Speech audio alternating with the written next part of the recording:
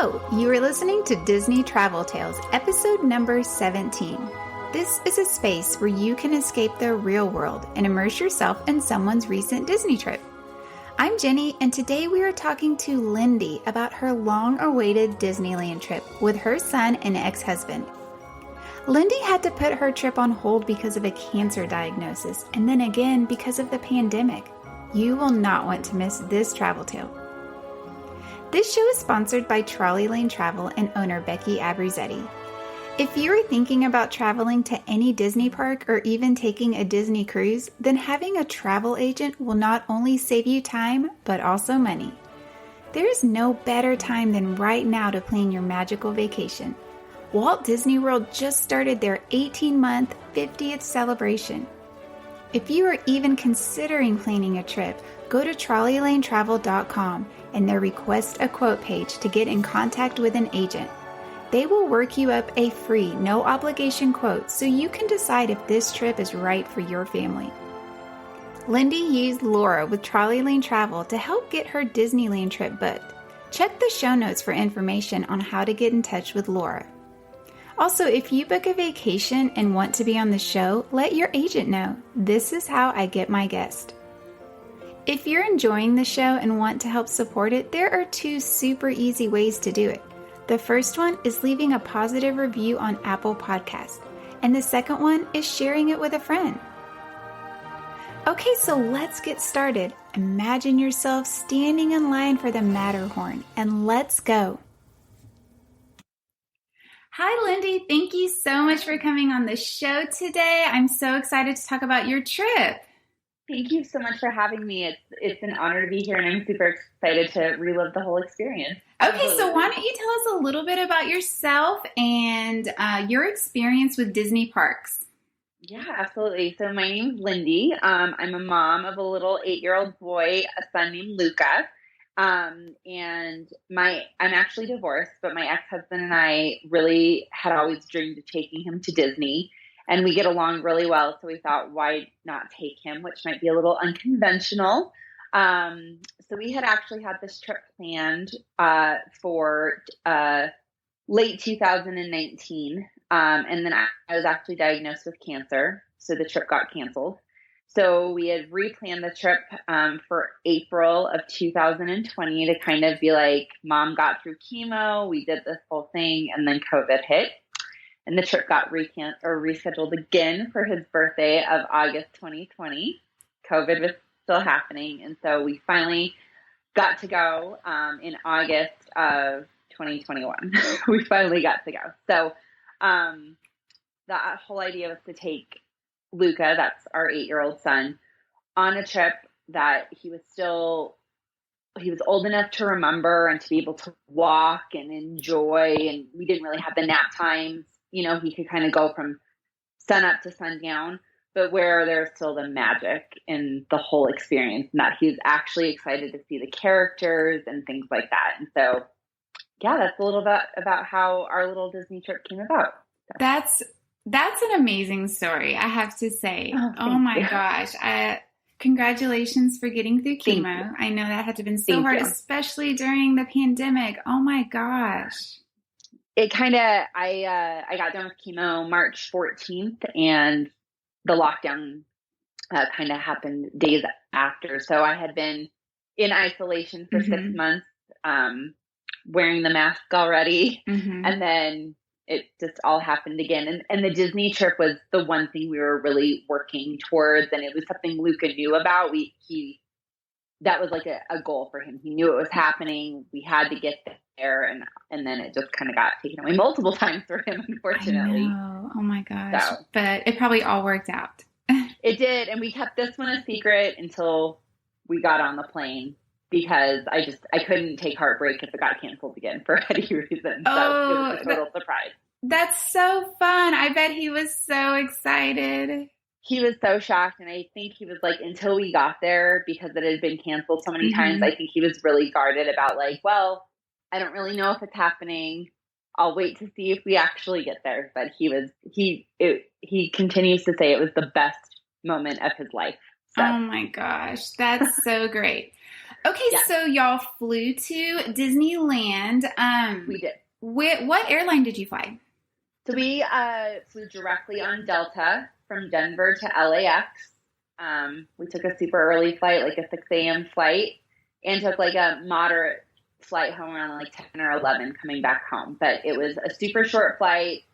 Loved flying Delta. Each of the little seats had a TV. So Luca was like enthralled and excited. And it was just really, really, it was great. I couldn't recommend it more. That's great. And what were your actual dates of travel? Yes. So we left August 8th, 2021 through August 13th, 2021. Awesome. Okay, so what resort did y'all stay at once y'all were there? We stayed at the Disneyland Hotel. So I love that it was right on property. So I love that we could walk, and I had actually stayed there before. So I had been to Disney before.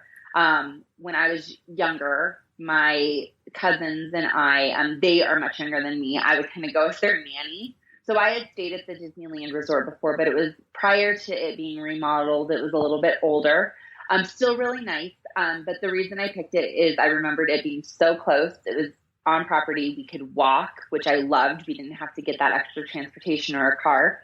And it was moderately priced. There was other resorts, one that was a little bit cheaper and one that was a bit more expensive. And so I kind of thought it was like perfect right in the middle, and we still could get that like Disney magic. We got there, and it was just from the minute we walked in, it was magical. Everything was very Disney and Mickey and Minnie, and the greenery was shaped like Mickey and Minnie. And right when you walked in, there was a gift shop that you could get the old school Mickey ears, like with the embroidered name. And that's the first thing Luca wanted. Like we weren't even there less than 10 minutes, and he wanted the Mickey ears. And so it was fantastic. When we got there, our room was not ready, which I kind of expected. So we checked our luggage and kind of explored. When we finally did get our room, it was super nice. We were on the second floor. We overlooked the pool. And the best part about the entire room is the headboard was like this LED light up fireworks show. That's the best I can explain it. That's so cool. And right on the nightstand, you could hit a button, and it played When You Wish Upon a Star, and the fireworks would just go off. Oh my gosh, that's so cool. So we left it on all night. The song stops playing after a while, but the fireworks just keep going. And like Luca was absolutely enthralled by it. Like, and I was. I mean, I'm 35 years old, and I was like, I want to do it again. It was so cool. So, I mean, we were in the room quite literally to sleep and to shower, but it was super clean, super spacious. I couldn't say enough great things. It was absolutely worth it. That sounds so cool. And he really is at the perfect age to go to Disney, because he's old enough to be able to handle the walking and the being tired, but so young enough to have that magic. That's so sweet. And it was still there. And I was a little worried that, we're at that age that we're kind of questioning certain, traditions or things like that. And so I was really nervous that when we got there, he would almost think it was a little cheesy or something like that. But he was just, I think I got it just on the cusp of him maybe being too old for it. So it was perfect. That's awesome. I have 2 teenage boys, and even when we go to Disney now, they still it's like something about Disney. It makes you feel like a kid, and they revert back to that. I agree. I mean, and I've been, my ex-husband had never been. So he was really I won't lie, it was an expensive trip. It's definitely an investment, but we made it kind of to be we wanted to do it all, and we didn't really want to say no if Luca wanted a souvenir or, let's have that expensive dinner. And we planned for that. But I think for him, he was like, I can't imagine spending all this money and it being that cool. And we got there, and he was like, it's so much better than I thought. Right. So for a grown man to say that too, who takes a lot to impress, I mean, he had a great time too. Oh, for sure. I love that. That's wonderful. And yeah, that is a hidden thing no one ever wants to talk about, is how expensive Disney trips are, because they are very expensive. But they are. They're always worth it. It was absolutely worth it. And again, for us, it was, and I know I have friends that my best friend, she goes every year with her girls, but maybe has a little more of a budget type of thing. And I could see that. We really wanted to do this one, like, over the top, magical. And again, I didn't want to say no. Like, if he wanted the $8 macaroon, I was like, let's get the $8 macaroon. Yeah. And I'm really glad we did that for us. It just made it kind of like an adventure and a huge memory. That's something that I think he'll always remember. That's wonderful. Oh, absolutely. And you will too. That's yeah. For sure. For sure. Okay, so your first day that y'all got there, your travel day, y'all did not go to a park. Y'all just kind of hung out at the hotel and stuff? We did. So my whole thought was that, especially with the pandemic and flights getting canceled and changed, I really wanted to have a day where we just, in case anything happened, and to be honest, I didn't want to spend all that money to only be at the park for a couple of hours if we couldn't enjoy the whole thing. So my idea was to just have a day to kind of explore downtown Disney. We actually ended up seeing Medieval Times that night, which is not part of Disney, but I was really glad we did that. I will say that we probably wasted a bit of a day. Our flight worked out just fine. There's only so much you could walk in downtown Disney. So I will say that was maybe my only plunder of the trip, I would say. We should have had something else planned. Even my ex-husband said we really could have taken advantage, especially flying into LAX, like maybe go see the Hollywood sign or, something in that area. Right. But I was really just kind of over planning or overcompensating for something going wrong. Right. So that first day was a little bit of a, I guess, I don't want to say a wasted day, but we did not bring swimsuits. The Disneyland Hotel has a really great pool, but my idea was like, we are not there to swim. We could do that here. I would say if you were going a day early, that probably would have been something we could have taken advantage of and still not lost the days at the park. So we didn't do a whole lot. We ate lunch at downtown Disney. I would say have reservations everywhere you go. We planned this trip very last minute just because we finally kind of saw that window of like Disney was open, travel was open. So we finally pulled the trigger and just booked it.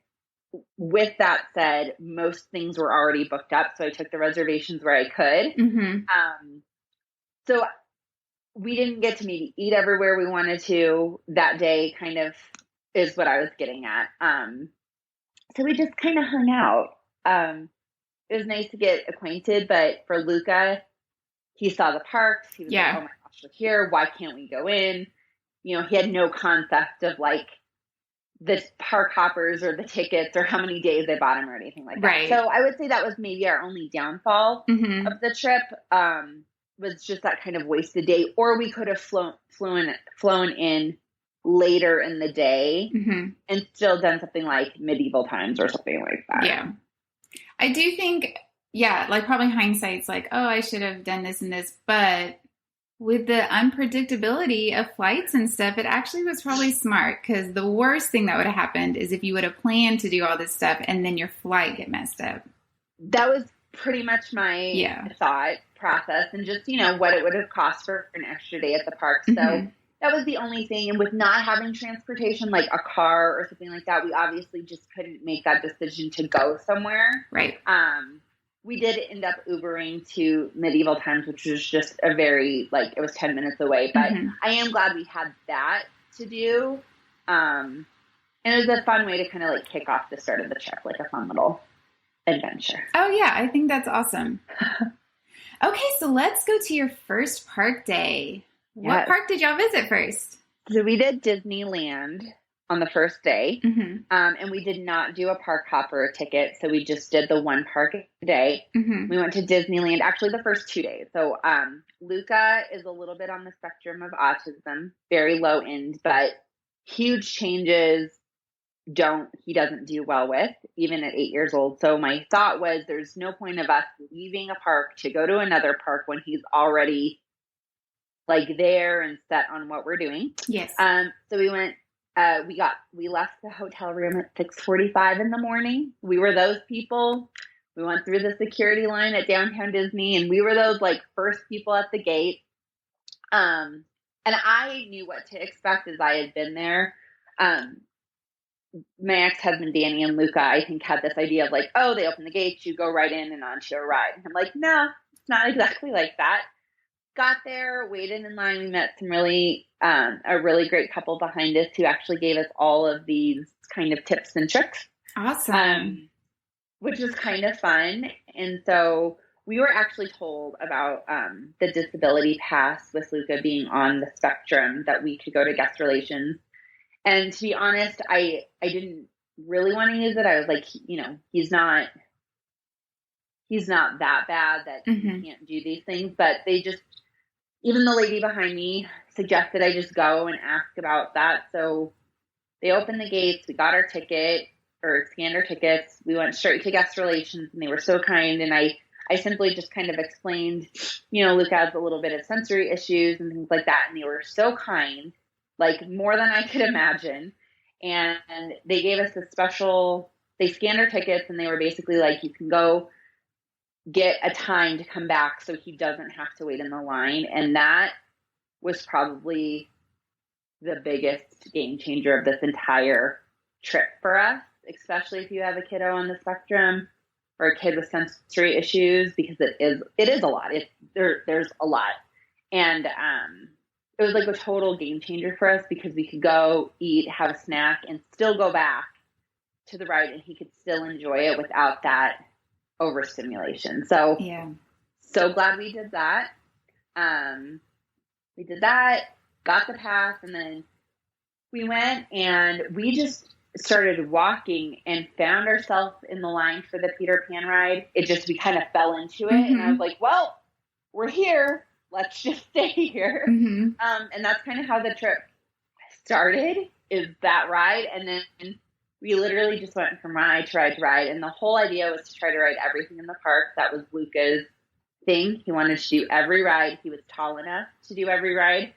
And we did. We just kind of went like ride to ride to ride. And we actually in the first day hit almost all of it. Wow. Yeah. I was impressed with ourselves. That's awesome. So, yeah, we just kept going, and yeah, it was great. So how were the crowds? Far more than I expected for the pandemic. I had heard, and I don't know if this is true, the park was at 1/3 capacity, and there were people everywhere. I mean, lines were still about 45 minutes. So in my mind, I was like, if this was at full capacity, what does that look like? There was a lot of people, but with that said, I don't know what that normally looks like in regular times. But I mean, it was full. It was seas of strollers and people and waits. But I expected that being Disney too. So I didn't go expecting just to hop on a ride. I knew that expectation, but I was a little surprised for the limited capacity, how many people were there. And the other shocking thing is, as we would talk to cast members or things like that, they'd be like, oh gosh, it's so slow today. And I was just like, okay, what is a busy day then? But we just kind of rolled with the punches. So what was your family's favorite ride that day that y'all rode, or some of your favorite rides? The Matterhorn. And probably because it was Luca's very first, like, very big kid ride. He also had to sit by himself, like, in his own seat. Mom or dad wasn't next to him. We were in front of him. And I had ridden it before, and I was a little like, ooh, once you're on it, there's no stopping, right? There's no person you can flag. And so I was like, okay, we're going to see how this goes. And so I was in the front, Luca was in the middle, and his dad was in the back. And the whole time, like, we're going up the hill, and it's like, please don't be crying when we're done. And I like looked back, and the smile on his face was like nothing I had ever seen. And I was like, wait, how do I watch him and do this? And we got off, and he was like, can we do it again? Can we do it again? And I was like, this is going to be good, because I was a little worried. He's still again on that cusp of like, those big kid rides are kind of big for him. And he just wanted to ride it over and over and over again. So we took advantage of, like, if the line was really short or shorter, or the disability pass wait wasn't very long, we really took advantage of that. So he could ride it as many times as he wanted. So that was a favorite. God, he really loved the teacups. Really enjoyed the Jungle Cruise, which was interesting because he kind of actually really fought that as much as he wanted to ride every ride. He was kind of like, this is going to be so boring. Oh, he loved that, and I don't know if it's because the movie was coming out, even though he hadn't seen it. He really, really enjoyed that. I mean, every ride, there was just something about it. I will say rides he wasn't as into, maybe like Snow White, some of those like kiddie rides. He was like, okay, that was fun. He definitely was more into the bigger rides for sure. Runaway Rail Train Mountain. Big Thunder Mountain. Yeah. There we go. He loved that. So that was also a big one. Oh, and Splash Mountain, which he does not like the water. That's one of his sensory issues. So it was a little like, okay, not sure how this is, gonna go. And he ended up loving it. Oh, so. That's great. Yeah. Because it has that big thrilling drop. So he probably didn't even realize he was getting wet.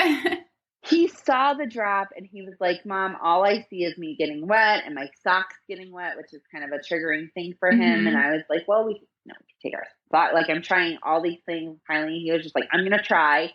And he ended up not really getting wet at all, which is great. Yes. But he had a great time. That's wonderful. That's so awesome. He can recognize that as well. That has to be so helpful as a parent.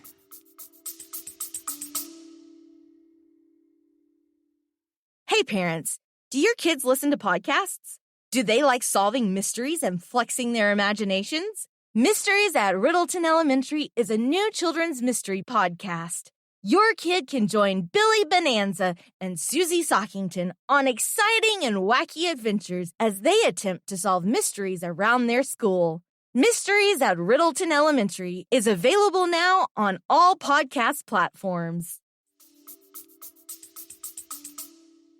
We really talked a lot about it. He also knew with this trip, we're very open with him, and just the reality of, Mom and Dad worked hard to take you on this trip. And this is not just something we can do every day, or this is not, like we're going to go in 3 months again. And so I think he really understood kind of the capacity of it. And, that this, I don't want to say we'd never go again, but it's not like if he doesn't ride it today, he had the trip, but if he chose not to on the trip, it's not like we're coming back next month. And absolutely. So, yeah, I think that's great. We kind of do the same thing with our kids. My she was 8 when we went in March, and we kind of told her the same thing. Like, you need to do anything you think you want to do just to see if you like it.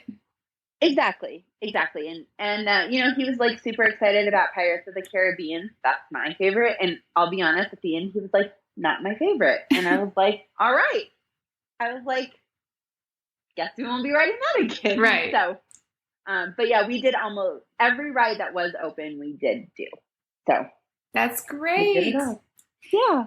So did y'all have any meal reservations that day at any restaurants? So in Disneyland, I could not get one anywhere. California Adventure I could, but Disneyland I could not. So I was like, all right, we're just going to go with the punches and see what we can do. So for lunch, I can't remember who told me about the mobile ordering. I think it was my best friend who mentioned it.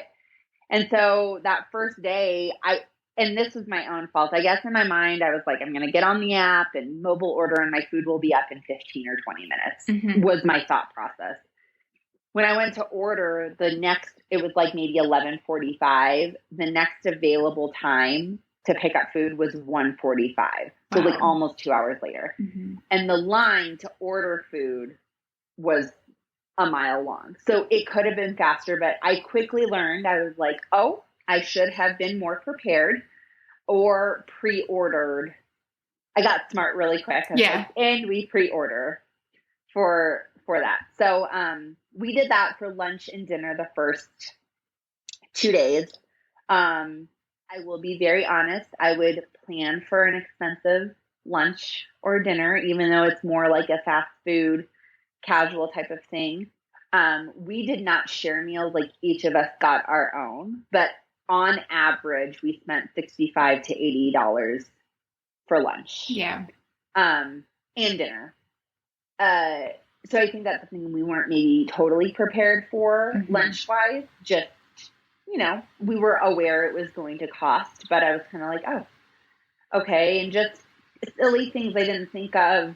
I think I was just so into ordering, and I ordered the food and totally forgot about drinks. And then there was no place to just quickly go and get that. I tried to order it back on the app and it was another hour later. So just being really aware of that, timing, and also where we wanted to eat. For example, the second day, Luca really wanted to eat at the Pizza Planet. So I really planned around, I pre-ordered the food as soon as I could for the time we wanted to pick it up.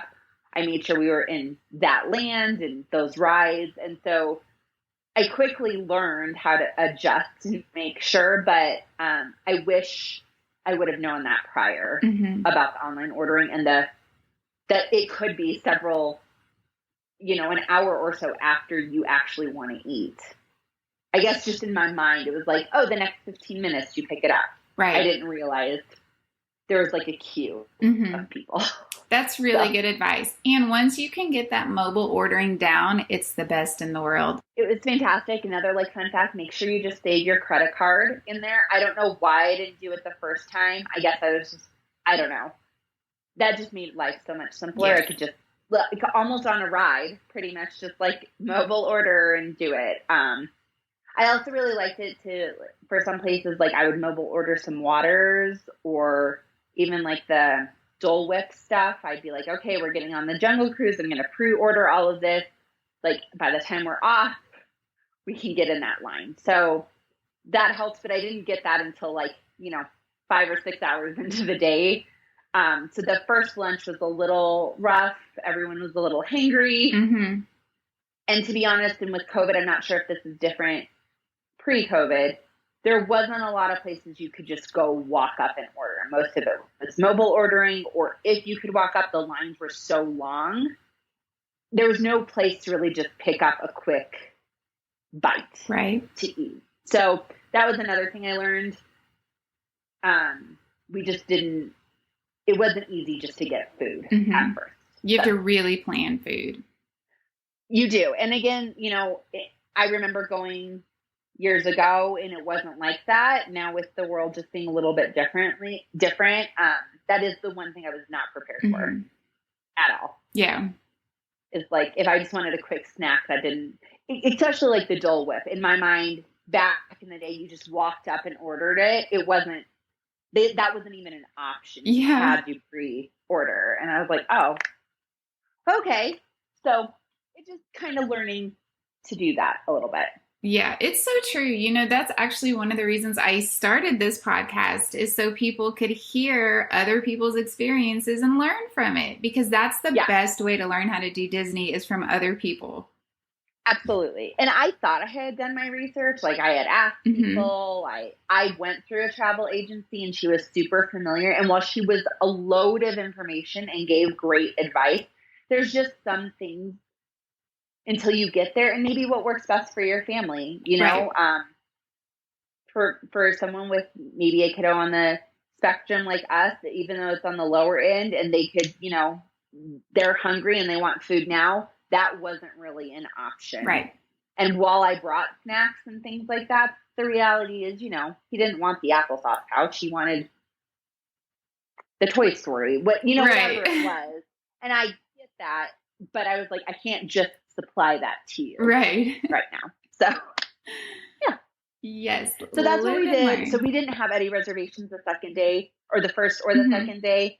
But another little fun fact I learned, we really wanted to eat at the restaurant in the Pirates of the Caribbean, the Blue Bayou, I think it's called. Let me rephrase. I really wanted to eat there. I always had.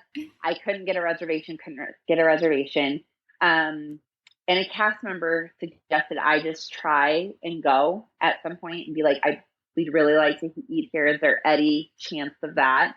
We tried it the first day, no luck. And we tried a lot, multiple times. No. So the second day we went about 3:30, 4, so a really early dinner, and they let us right in. Oh, and it was yay. one of our favorite moments of the whole trip. Oh, that's awesome. The food was delicious. It was actually really good. The drinks came with these like cool light up ice cubes in the kids' drinks because it's so dark in there. Luca like could not get over them, that he like still puts them in his water at home today. It was just one of those like really cool moments that was totally unplanned and unexpected. That's so fun.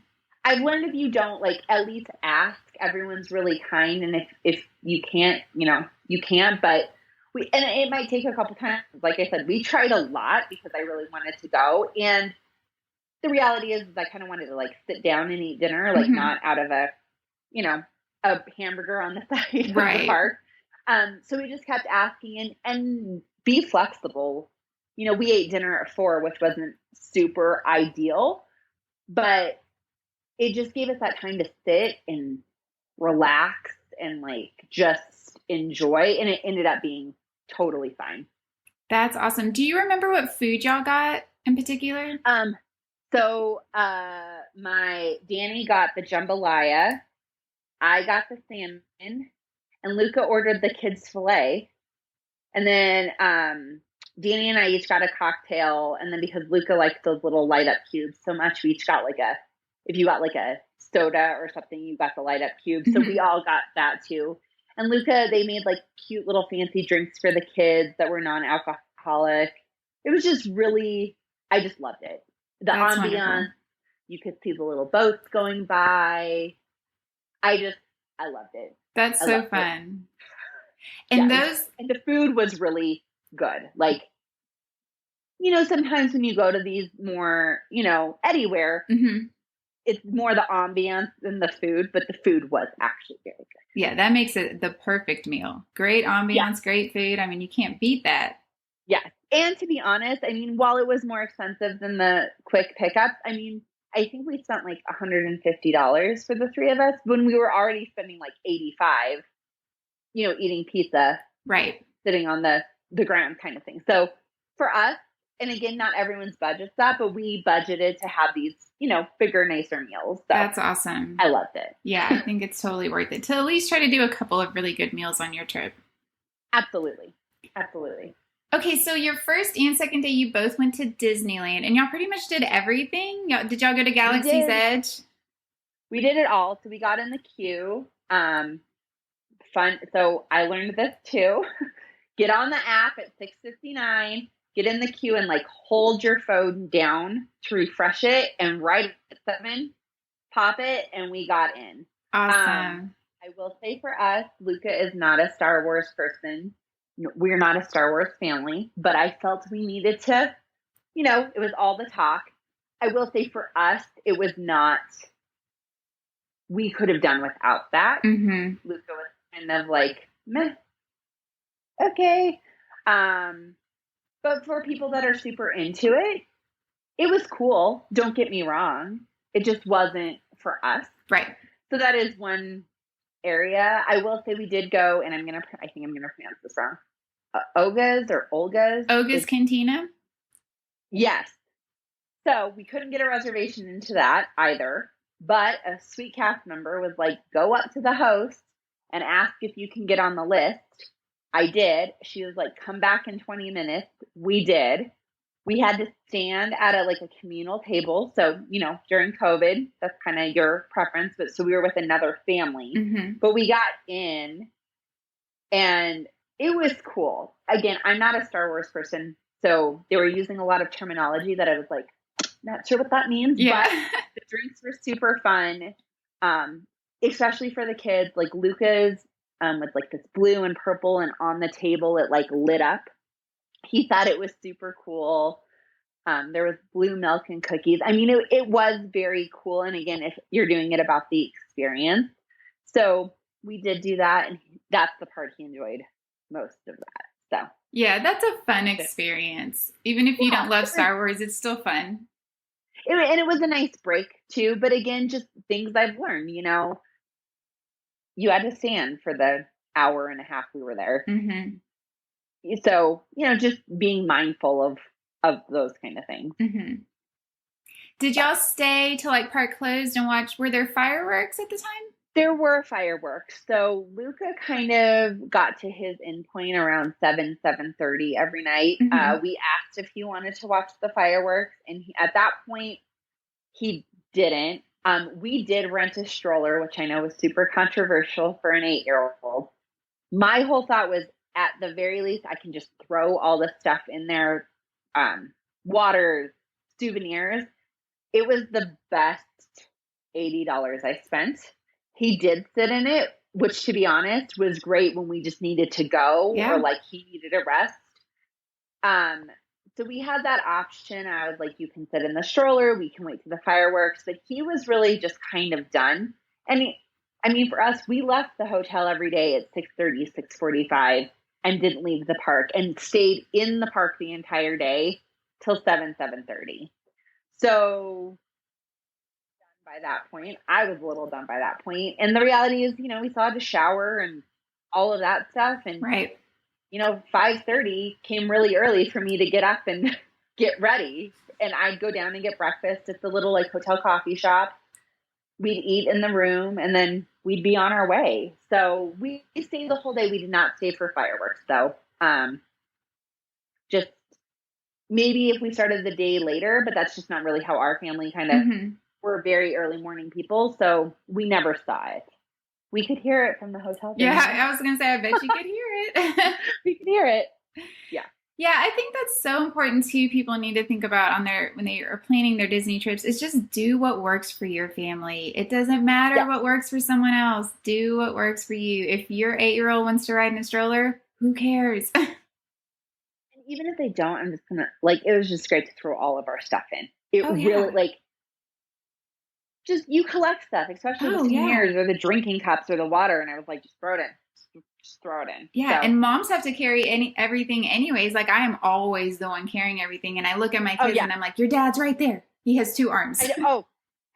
And so for that, and he was like, I cannot believe you basically, spent $100 on a stroller, and then 3 hours in, he's like, you were right. And I was like, see, I was like, it's just nice to have. Yes. For all this stuff. I think that's a very smart parenting tip. Oh, great. Thank you. Okay, so your third day, did y'all go over to California Adventure? We did. So the whole idea was 2 at Disney, 2 at California Adventure. Went over. I will be honest, I was really kind of like, I don't think Luke is going to like this as much. It's a little different. It ended up being his favorite part of the whole trip with California Adventure. I was pretty unfamiliar with the park, and I was the one on the trip that had been. So, everything was kind of riding on me. Like, where do we go first? And at this point, Danny was really relying on me. Like, what rides? Where should we go? And I was like, I don't really know. So we're just going to play this by ear. We did the same thing, got there early, and everyone was going to, I forgot the name now. It was Tower of Terror. Oh, the Gardens of the Galaxy. Yes. Yeah. Yes. So that's where everyone was going. And we kind of just followed suit in the line, even though Luca was like, I'm not ready for that. So I was like, well, we'll just play it by ear. We'll just walk around. There's a lot less rides there. So I was like, I feel we can easily do this all today, and we have tomorrow. We found ourselves in Cars Land. That's just kind of how we got there. And oh my gosh, I love that movie.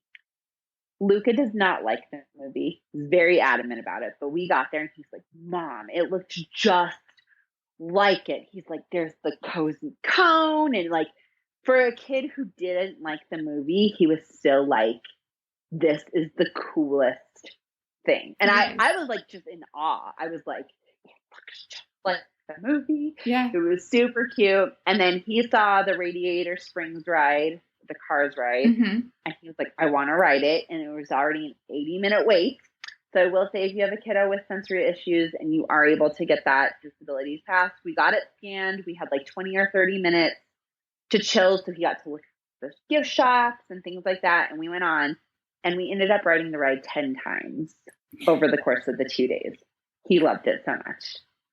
He thought it was the greatest moment of his life. And I on like the fifth time, I recorded the whole thing. Aww. And I posted it to my Instagram, and people were like, that is like what we call like when you think of kids and like that pure joy, they were like, oh my gosh, that was it. And he just like, it was the best moment. That's amazing. Ever. And he hates cars. Like he doesn't like the movie at all, but loved the whole experience. Yeah. Of it, so. Cars Land's amazing, and that ride is so much fun. It is so fun. And like I was like, we have to go to the Cozy Cone, and they're like, why? And I was like, we just have to. Like, I don't care if we just get a bottle of water. I just want to go. Yeah. And I want to sit at Cozy Cones. And like, fun fact in all of this, I ran into my dear high school friend. I graduated high school 20 years ago. Ran into him at Disneyland the day before. Then we ran into him again at Cars Land, and then again the next day. So we ended up finding friends. They were like, let's all go have ice cream at the Cozy Cone. And it was a super fun little moment. That's so fun. Someone from all those years ago. Yeah. Small world, right? Oh, I love it. That's awesome. Yeah. It was super fun. So we did that, and then we kind of just like walked around, and then we got into the like Pixar Pier area. Luca really loves Toy Story, so it's like perfect. This is going to be awesome. He ended up loving Goofy's Flight School, which was like this kiddie roller coaster that had like really sharp turns. He loved the ride. There was never a wait. When I say never, we just kept walking on and walking on. And it was just right in the corner. Like, I feel like that's a forgotten about ride. No one really knew it was there, and he loved it. We let him pick, as we wrapped up the trip, we're like, hey, what's your last ride? Like, how do you want to end this trip? And that's what he picked. That's awesome. Was that ride to end it. So, yeah. So we just kind of went from ride to ride. I will say I felt the lines were a little bit shorter at California Adventure, which is kind of nice. Yeah. But we just kind of went from ride to ride. He did choose not to ride the Incredicoaster, which is that big white coaster, kind of like everyone sees. So I rode it by myself. It was fantastic. I highly suggest it. Yeah, but all of it. It was just very like you're on the boardwalk. I loved that part of it. There was arcade games like on the pier. He loved that. I will say all those little things that I think people plan for food and souvenirs, but there was like those extra little things like the arcade he could play. That was another $50 expense that in my mind I didn't really think about, but he loved. So, came home with all the, extra stuffed animals and stuff, but it was totally worth it. I loved it.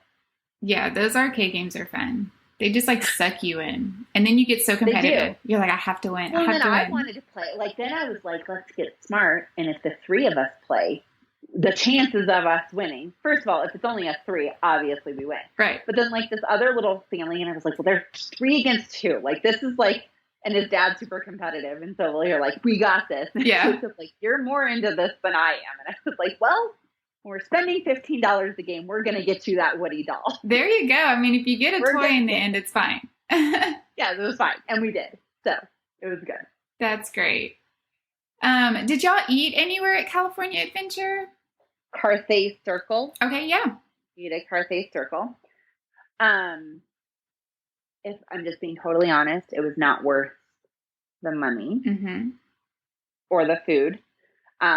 We did get this really cool room. I don't know how we got it. It's very like 1920s. There's all these very cool pictures of Walt Disney and Shirley Temple. Like it's very old school glamour. It was a little weird when you're walking into this like fine dining establishment in workout shorts and sweaty. Right. I was kind of like, this is awkward. And it's a beautiful restaurant, and somehow we got this very cool semicircle private room. Like it was just us 3. That's cool. It was very cool and cute. But the menu was super limited. I don't know if that was a COVID thing, but when I say super limited, there was like 3 things on the menu. Oh no. I'm pretty adventurous eating, so I was like, whatever, that's fine. We got the food, and all 3 of us for what we spent, it was pretty underwhelming. It's kind of like, okay. All right. So I would say that was kind of our downfall, but it was really interesting because of all the restaurants people suggested, that was the one that everyone said we had to go to. So it was just interesting. I was like, okay. And again, maybe the menu used to be different pre-COVID. It was just kind of, again, underwhelming, and the most money we spent on a meal the whole time we were there. And then the next night we did get a reservation at Pixar's. I think it was just called Pixar here. And it was all very like themed around the Pixar ball with the star on it. And it was right overlooking the water. And that was amazing. It was super relaxed, beautiful, great kids menu, great adult menu. The food was delicious. Highly recommend. Oh, awesome. And the view, you could not, like, it almost looked something out of a postcard with the roller coaster and the Ferris wheel. And it was just like, it was a great way to end the night. So, yeah. So we did do those two restaurants, and then everything else was pretty much mobile ordering. So if we were able to get a reservation, it was only for dinner that we did those. So you had mentioned earlier that y'all ate at Pizza Planet. Was Pizza Planet in California Adventure? No, it's in Disneyland. It's in Disneyland. Okay.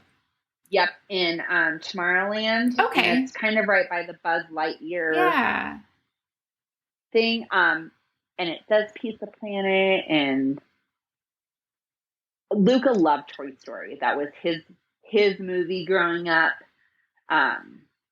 When Toy Story 4 came out, we had like the premiere tickets in the IMAX, and when I say the whole family went, like in-laws, and we all had shirts made, and his dream was to go to Pizza Planet. And while it's not like the movie, it was very cute. So yeah, it is not in California Adventure, which I feel like it would be a bit more fitting there.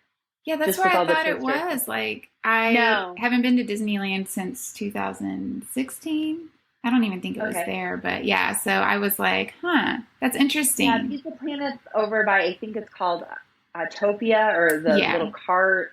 It's like, and honestly, it's kind of tucked back. You don't really know it's there, but he got to say he ate at Pizza Planet. So. Well, that is good to know. And it makes sense it's by the Buzz Lightyear ride. I forgot that's over in Tomorrowland. Right. Yeah.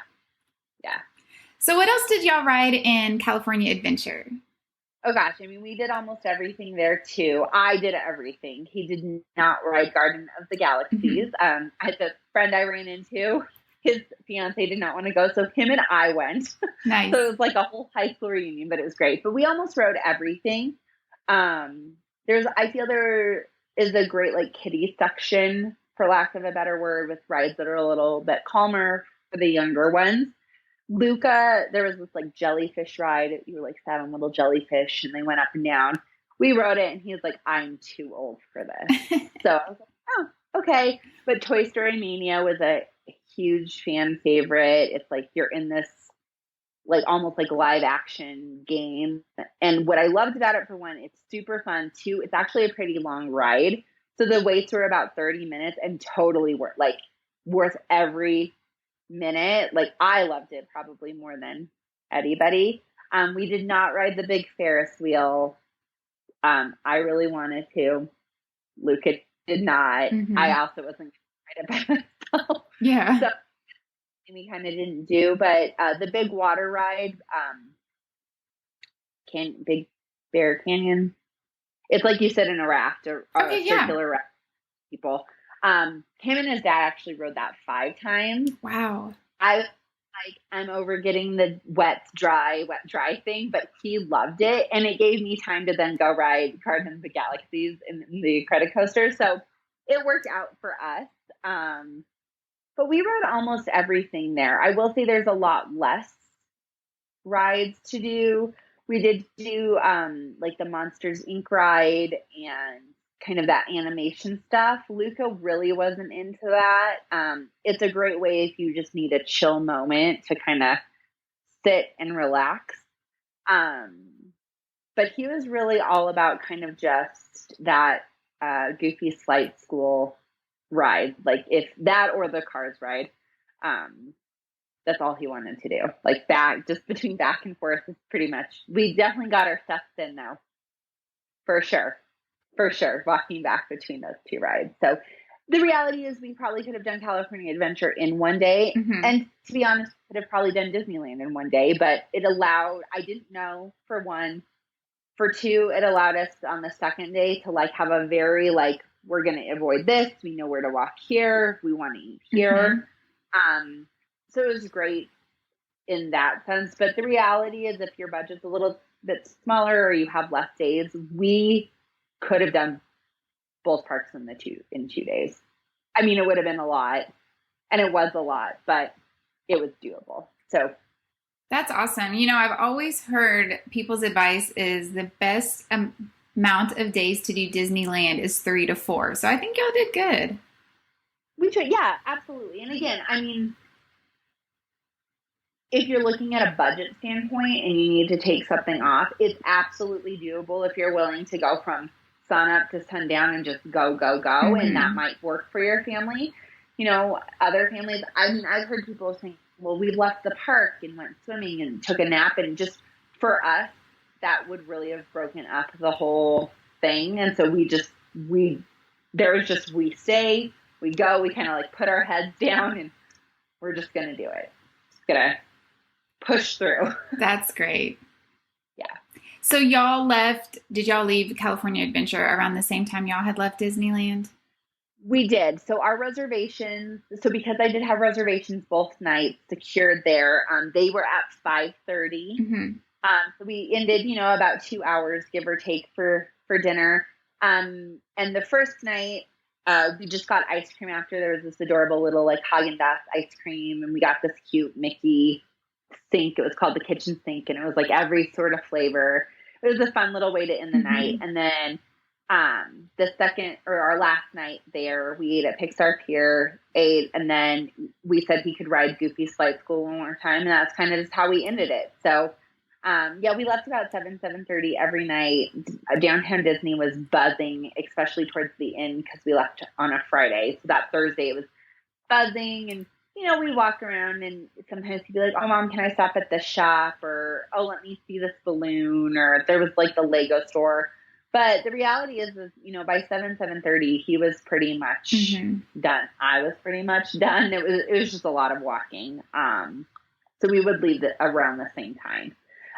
Initially, though, this trip that was planned almost 2 years ago, we had purchased tickets to World of Color, which was halted for COVID.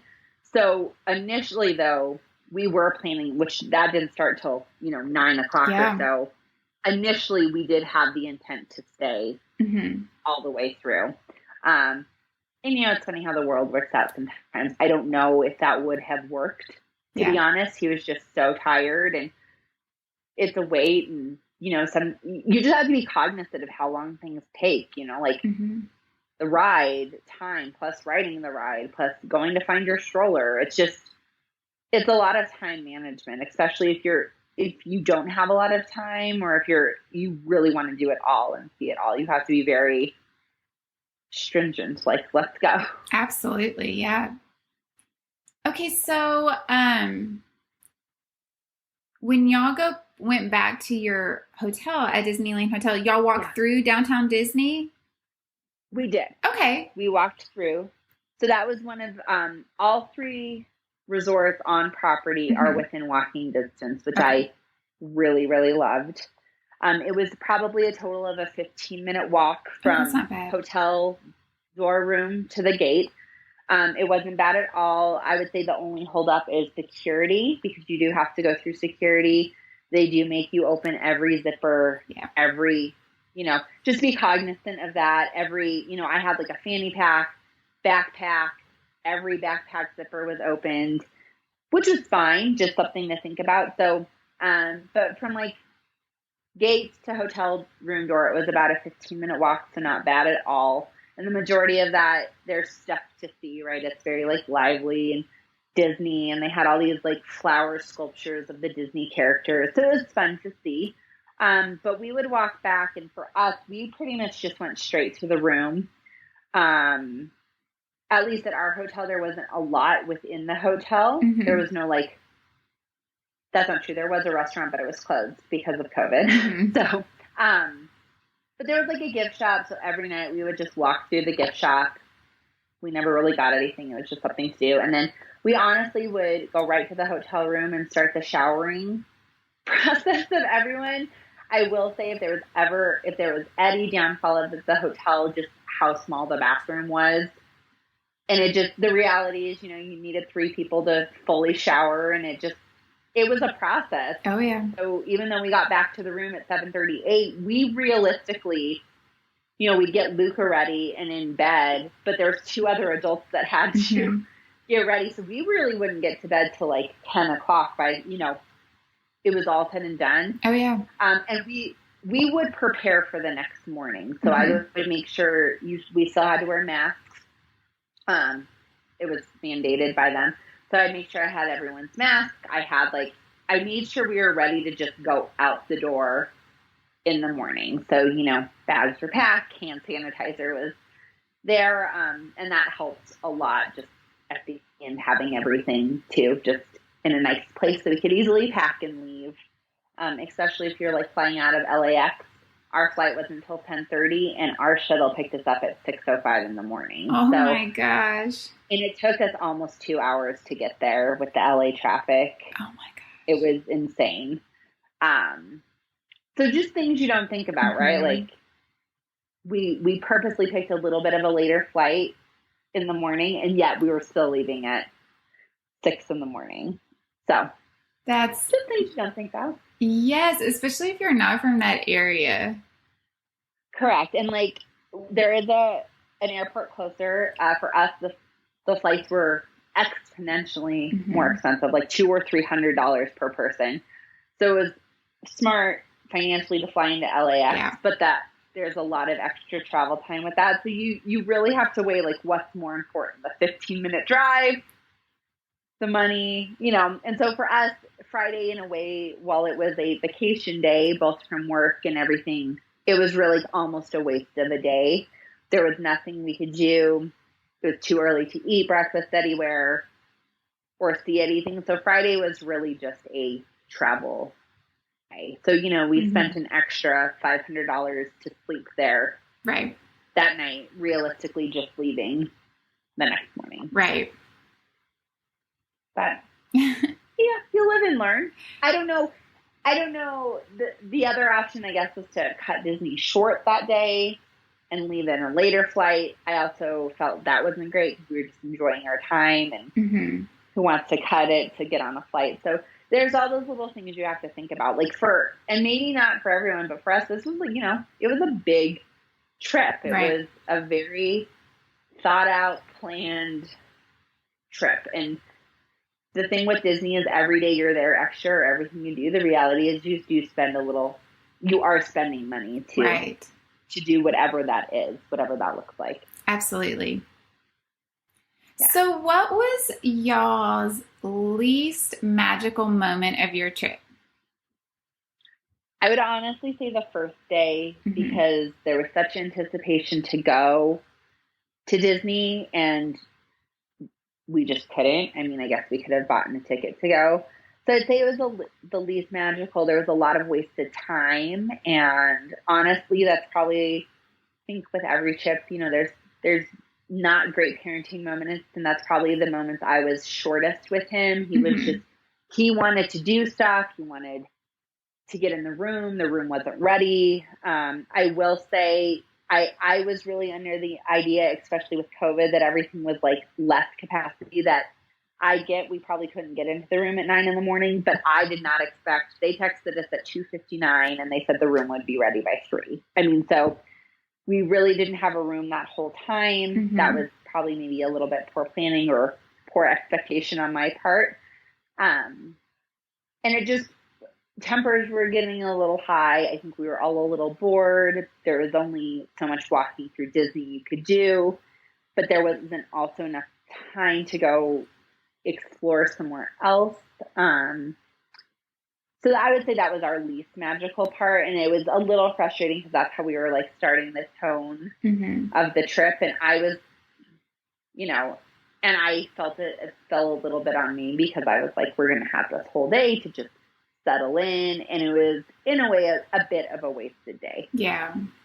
So that would have been probably the least magical part. And I would say the other one, just because I wasn't prepared, the first day at Disney, towards dinner time, everyone was getting a little hangry. We were still learning the lay of the land. We were getting super frustrated that we couldn't find anywhere to eat. And, it was just the heat and everything. And it was just one of those moments of, I was like, why, how are we going to do this for the next how many days? And I just had to kind of pull it together. Mm-hmm. So I would just say that first day, it was wonderful, but just towards the end, everyone was hungry. Everywhere you went was another how long wait to order food. And so we kind of just settled. We found this little Mexican fast food thing, and it's no one wanted it, but it was quick and it was available. And we kind of joked about it as we were sitting there, and once we all had food in our stomachs, we were like, that was a real poor family moment right there. Who was crying?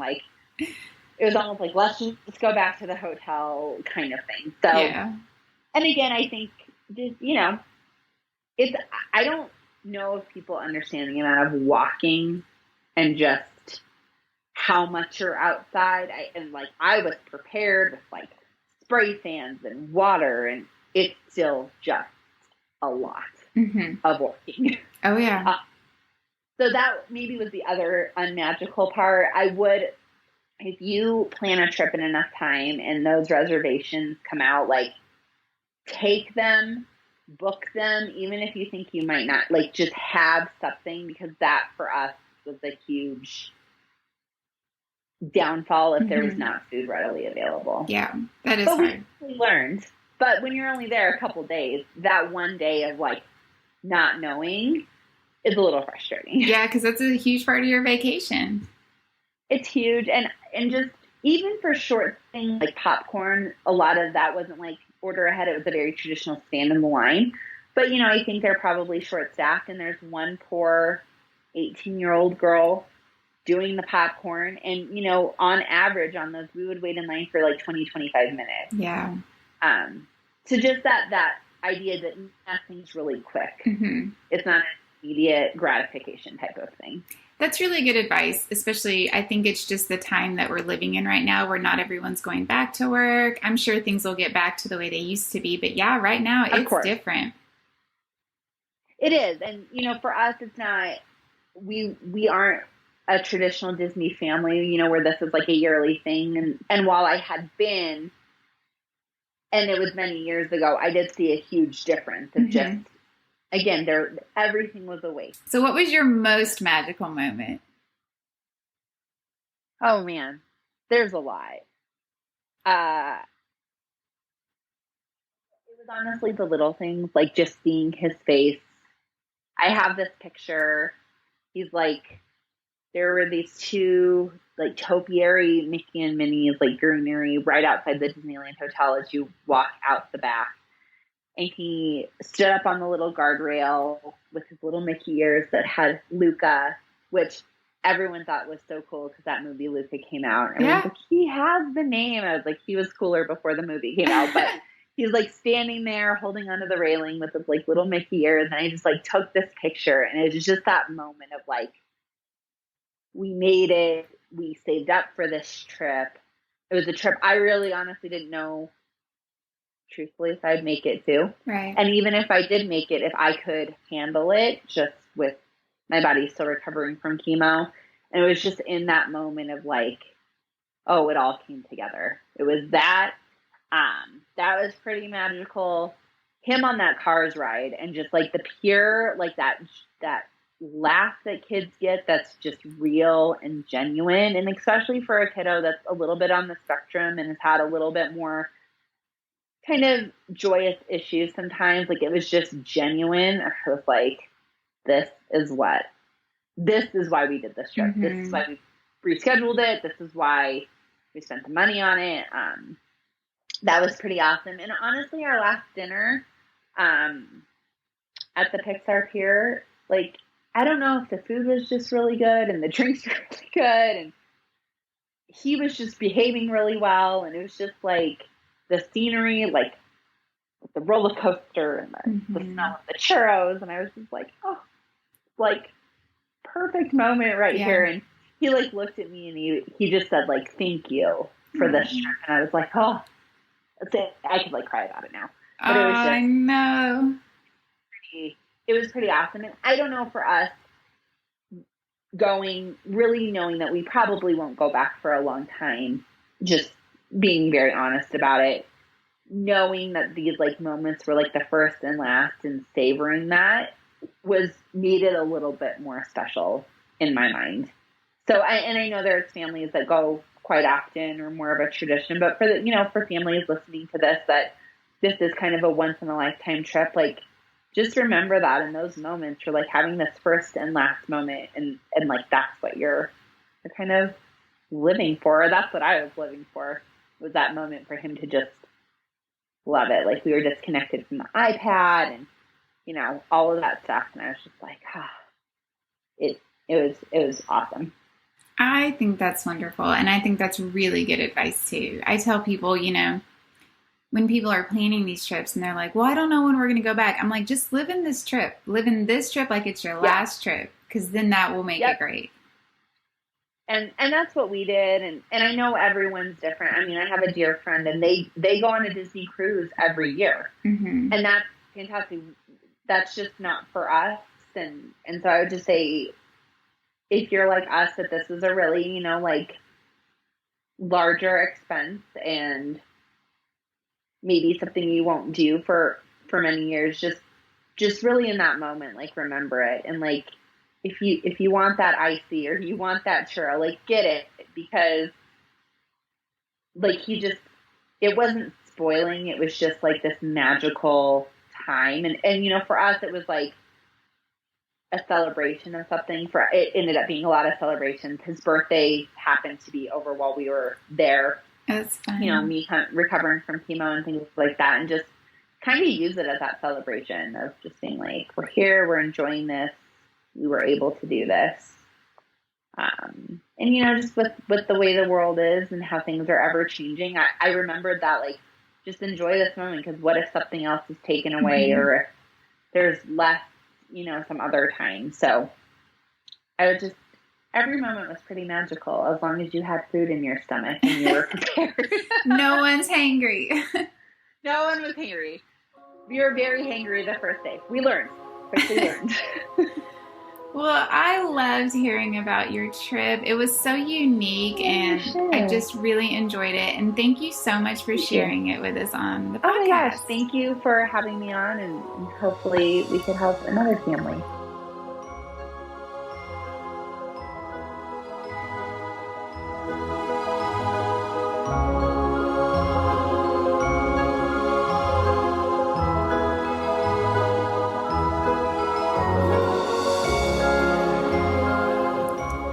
You enjoyed the show today. I was so excited to talk to Lyndi all about her Disneyland trip.